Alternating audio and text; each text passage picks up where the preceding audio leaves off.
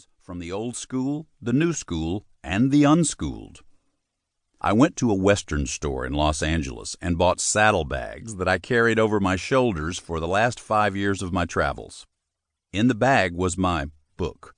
Also, the Thompson Chain Reference Bible, the New International Version, the Catholic Bible, and from time to time, Everyday Life in Jesus' Time, Fox's Book of Martyrs, A History of the Early Church, the 12 Apostles, the 12 Caesars, the Jewish Encyclopedia, and the writings of the Romanized Jewish historian Flavius Josephus.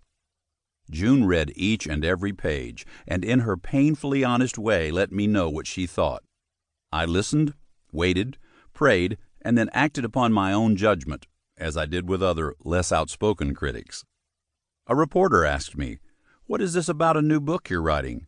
"It's called Man in White," I replied. "Neat idea, Man in White by the Man in Black." I nodded, waiting. "What's it about?" he asked. "The Apostle Paul's conversion before and after," I explained. "It's a novel." "Nothing about yourself?" "No, it happens in the 1st century A.D." "Really? A novel? Anything about prisons?" he laughed. "Yes, as a matter of fact, Paul sang in prison. He sang a jailbreaking song." "Really? What was the song?" he asked. "I don't know," I said. "He and a guy named Silas sang a duet, but they never recorded it." Others I've talked with about it were excited or at least intrigued. "Is it written from the Baptist church's angle?" one asked. "You are a Baptist, aren't you?" "Paul was not a Baptist," I replied. "He admonished those whose doctrinal tenets focused on John the Baptist." "Then you're a Catholic, maybe?" he asked. "Maybe," I said, since Catholic means universal. "But not the Roman Catholic Church?" he asked. "No," I said. "Paul was a Jew. He was a doctor of the law." "Then it's written from the Jewish viewpoint, right?" "No, mine," I said. "But you're a Baptist." I've finally settled on a fundamental answer.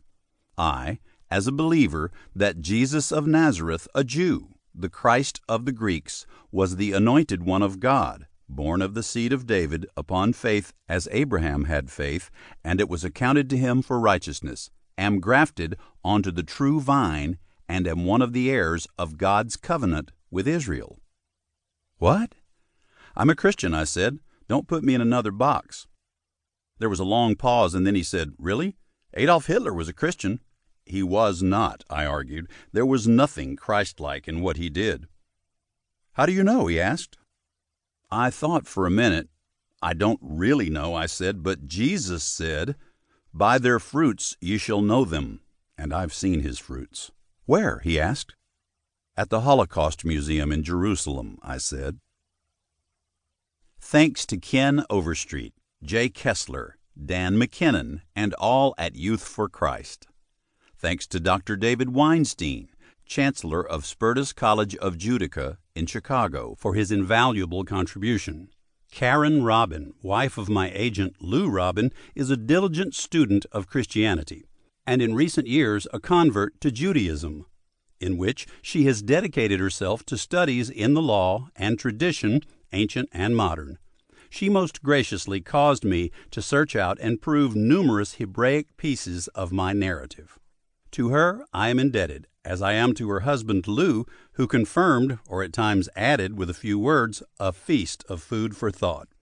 To Stephanie Mills, to Chet Hagan, and to Judy Markham, to Marty Klein, head of the Agency for the Performing Arts, with whom I have been associated for 15 years, who listened to parts of my story from time to time and who greatly encouraged me to express this work in my own words and imagery. When June and I were married in 1968, we read a lot. We found much common ground in our tastes for books. I had just come off 7 years of addiction to amphetamines and other prescription drugs. I had been a devastated, incoherent, unpredictable, self-destructive, raging terror at times during those years. Now, with a lot of love and a lot of prayers and that madness behind me, we spend a lot of time reading great books. Having been on vacation to Israel, we love everything we read relative to that land, especially about it during the time of Christ. Ben-Hur, The Robe, The Silver Chalice, Dear and Glorious Physician, and The Source. June's father, Ezra Carter, left me his religious historical library when he died.